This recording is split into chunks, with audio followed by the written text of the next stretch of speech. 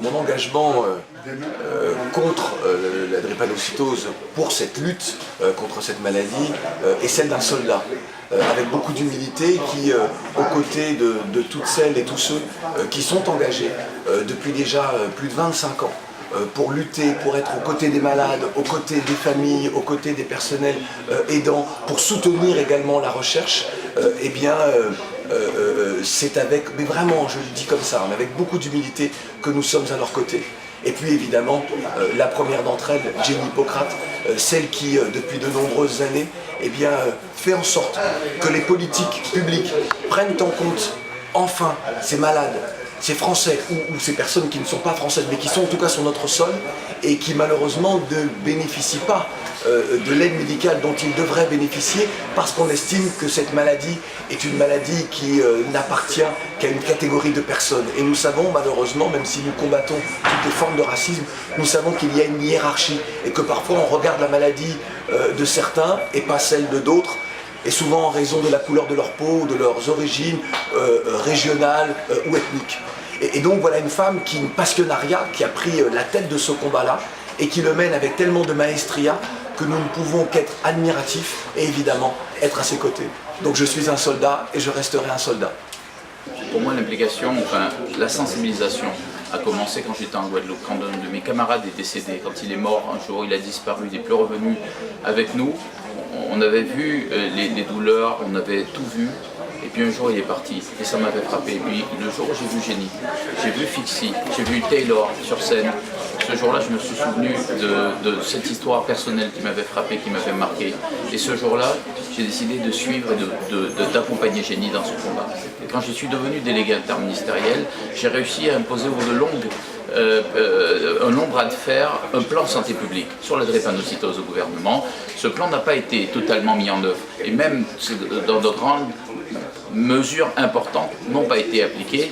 Nous allons le reprendre au conseil représentatif. Et puis le premier concert, le premier de Répaction, je l'ai créé quand j'étais délégué avec Jenny Hippocrate. Nous l'avons monté ensemble pour sensibiliser la France à cette question qui concerne l'ensemble des Français. On connaît la mucodifficidose. Pourquoi ne parle-t-on pas autant de la drépanocytose qui comporte pourtant plus de cas, plus de malades, plus de porteurs sains?